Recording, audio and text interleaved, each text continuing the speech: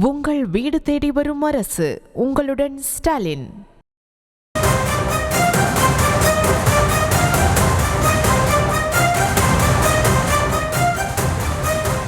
அண்மை செய்தி. சொத்து வரி முறைகேடு தொடர்பான வழக்கில் மதுரை மாநகராட்சியில் உதவி ஆணையராக பணியாற்றிய சுரேஷ்குமார் கைது செய்யப்பட்டிருக்கிறார்.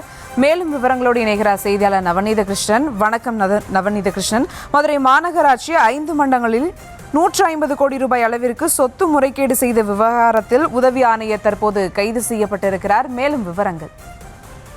சொத்து வரி முறைகேடு வழக்கில் உதவி ஆணையாளர் கைது செய்யப்பட்டிருப்பது பரபரப்பை ஏற்படுத்தியிருக்கிறது. சுபா, 100 வார்டுகளை உள்ளடக்கிய மதுரை மாநகராட்சியை பொறுத்தவரை பார்த்தோம்னால் சுமார் 150 கோடி மதிப்பிலான சொத்து வரி முறைகேடு விவகாரத்தில் தற்போது தூத்துக்குடி மாநகராட்சியில் பணியாற்றி வரக்கூடிய உதவி ஆணையாளர் சுரேஷ்குமார் மதுரையுடைய மத்திய குற்றப்பிரிவு போலீசாரால் கைது செய்யப்பட்டிருக்கிறார். இவர் ஏற்கனவே மதுரை மாநகராட்சியில் பணியாற்றியது குறிப்பிடத்தக்கது. குறிப்பாக இந்த வழக்கை பொறுத்தவரை முன்னதாக ஓய்வு பெற்ற உதவி ஆணையாளர் ரெங்கராஜன், சொத்து வரி விதிப்பு குழு தலைவர் விஜயலட்சுமியின் கணவர் கண்ணன் உட்பட 12 பேர் கைது செய்யப்பட்ட நிலையிலே மொத்தம் 19 ஊழியர்கள் இடைநீக்கம் செய்யப்பட்டிருந்தனர்.